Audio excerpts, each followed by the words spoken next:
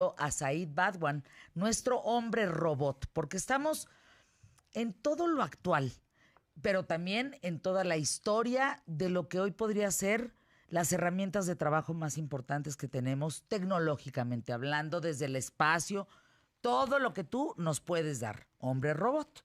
Esto se llama Proyecto HARP, HAARP. ¿Significa? El proyecto HARP, que significa, son siglas en inglés para un proyecto que traducido al español sería como Aurora Activa de Alta Frecuencia Proyecto de Investigación, que representa algo que se inició después de la Segunda Guerra Mundial, durante, que eran investigaciones, imagínate esto del HARP, para dejarlo bien claro, es como una antenota de radio, así como la que estamos usando para platicar con nuestro público hoy, pues eso es el proyecto HARP. En teoría empezó como una investigación para hacerle llegar mensajes codificados a submarinos nucleares que estaban ocultos con ojivas debajo del mar y que es muy difícil comunicarse con algo que tiene toda esa cantidad de agua encima, ¿no? Con el efecto que hace. Y pues si algo tenemos claro, Fer, es que la historia de la humanidad es la historia de las guerras. Y siempre estas guerras terminan con un cambio geopolítico, etcétera, pero que en realidad está inducido por un fenómeno tecnológico. Y lo podemos ver desde cómo masacraron a los ejércitos cuando se inventa el fusil automático, cómo cambia las guerras cuando un país despliega jets caza supersónicos cuando los demás siguen teniendo aviones convencionales, o cómo las guerras simplemente terminaban con que un país demostró tengo bombas nucleares. Nosotros todos sabemos lo que pasó, ¿no? Y en realidad sí ha sido así. Cuando estudias historia, cuando estudias la historia de la humanidad, lo que estás estudiando en realidad es la historia de las guerras. Y la tecnología generalmente está financiada con algo que empieza con aplicaciones militares, por ejemplo el proyecto HARP.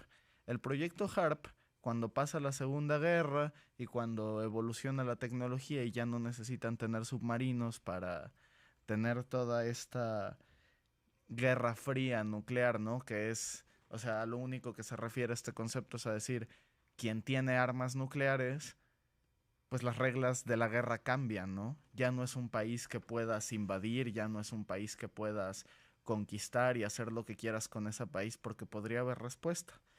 Y te cuento, Fernanda, se estima que hoy día en el mundo hay suficientes armas nucleares como para destruir, así, para aniquilar hasta el núcleo todo el planeta 17 veces.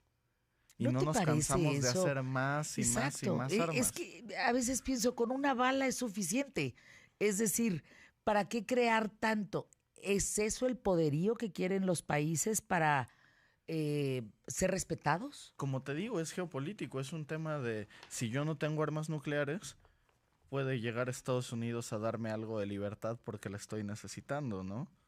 Entonces, son la clase de cosas que están haciendo, no, y pasa, por ejemplo, en el conflicto actual con el tema de Irán, etcétera, viene de eso, de que se había firmado con Obama que eh, iban a dejar de generar estas armas nucleares, etcétera, y con eso quitaron una restricción que habían puesto a sus ventas de petróleo, que es muy importante para su economía, ¿no? Llega Trump, lo quita, su economía se está afectando muchísimo por esto y otra vez es, ah, bueno, pues entonces, si ya no te interesa como sobornarnos para no hacer armas nucleares, las vamos a hacer, porque literalmente es un te tenemos miedo, es la guerra del miedo y por eso hay tantas armas, o sea, sería ridículo si yo puedo destruir la Tierra 17 veces, ¿para qué hago más? Pues en realidad es para que me tengan miedo y es lo que se hacen.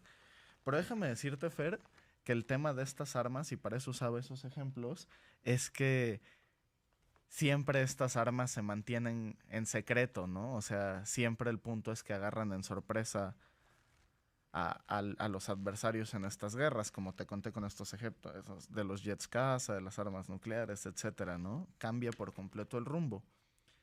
Entonces te voy a decir que las armas nucleares ya son cosa del pasado, o sea, son ¿Cómo? de la guerra anterior. Ahora, si quieres ganar una guerra, puedes ganarla incluso sin que la gente se entere de que alguna vez alguien quiso lidiar esa guerra.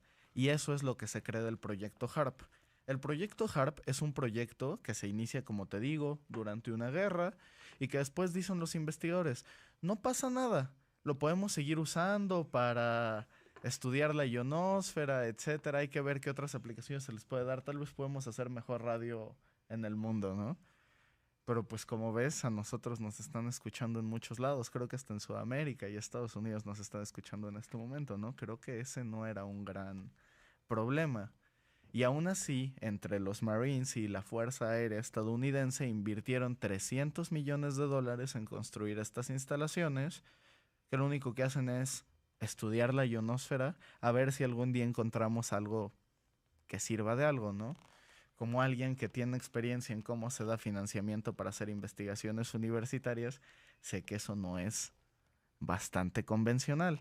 Y es donde empieza esta teoría de la conspiración, porque el Pentágono muda esta instalación a la Universidad de Alaska en Fairbanks y dicen, o sea, para decir, no, solo estamos estudiando la ionosfera y que para eso están operando estas antenas a 0.5% de su capacidad. ¿Para qué haces algo que vas a usar al 0.5% y le metes una potencia que podría operar a un 100%? Y es donde la gente se empieza a preguntar cosas. Pues nada, estar listo para cuando sea necesario. Sobre todo, ¿qué es lo que podrían hacer estas antenas? Al final del día funcionan como un calentador focalizado en un punto en específico. Lo que hacen es que mandan estas frecuencias a la ionosfera y pueden calentar un punto en específico. ¿Y eso por qué es relevante? Porque la ionosfera es la capa que controla el clima. Entonces tú podrías usar eso entre la Tierra y la ionosfera. Tienes un set de espejos que puedes dirigir perfectamente para que esto impacte en un punto geolocalizado que tú puedas elegir del mundo y causar cosas como sequías, tsunamis, terremotos, etcétera. ¿Quién se lamentaría de, oh por Dios, me está cayendo muy mal China y hay un tsunami del tamaño del mundo en sus costas y upsis, pobrecitos los chinos, hay que mandarles solidaridad, ¿no? O empiezan a tener terremotos, etcétera, y esas cosas se podrían controlar. Por eso te digo que las armas nucleares ya son cosa del pasado y déjame decirte que la moda ahora es las armas biológicas. Tú podrías hacer un arma si tienes el código genético de una persona que afecte solo a esa persona o un perfil racial de un código genético similar. Entonces, alguien podría decir, me caen mal las personas con color de piel, no sé, cualquiera, y entonces diseño un arma que solamente a esas personas las afecte. Puedes hacerlo tan específico como a una persona, a una sola persona. Pueden matar a algún líder mundial si tienen el perfil genético y que parezca que le dio un infarto, y es como de, qué lástima, a tal persona le dio un infarto, o a través de radiación ionizante, qué lástima, le dio cáncer, y pues ya se murió y ya no pasó nada, y nadie tiró la primera piedra. Entonces, ¿cómo defines que empieza una tercera guerra mundial?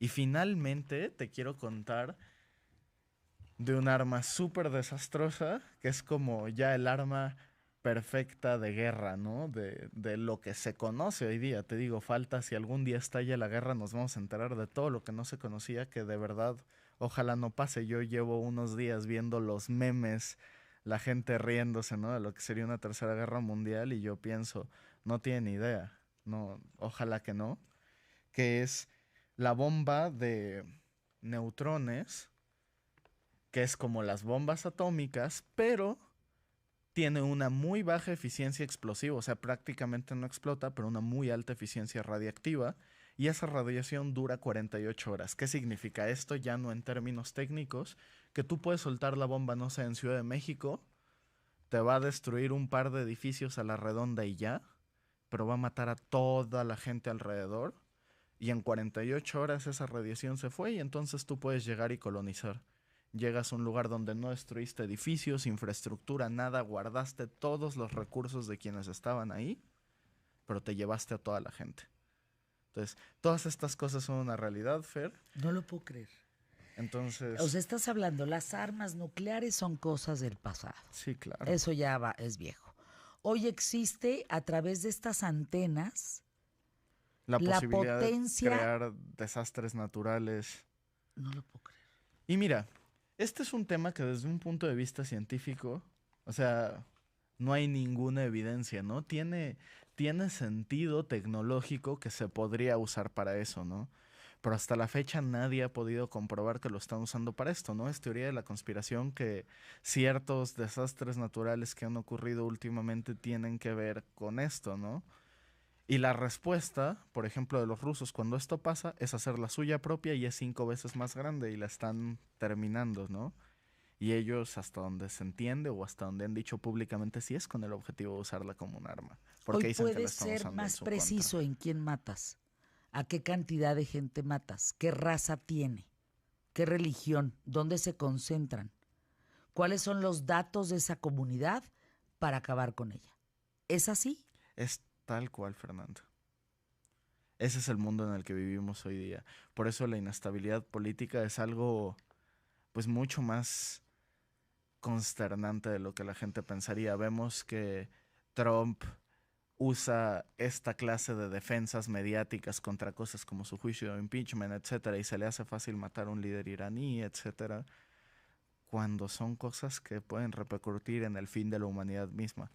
Como habíamos platicado en un programa anterior, dice Enrico Fermi que el día que empieza una guerra nuclear es el último día antes del final de la humanidad y que no vemos alienígenas porque todas las civilizaciones encuentran cómo extinguirse a sí mismas antes de encontrar cómo viajar fuera de su propio sistema solar, porque es mucho más fácil, ¿no?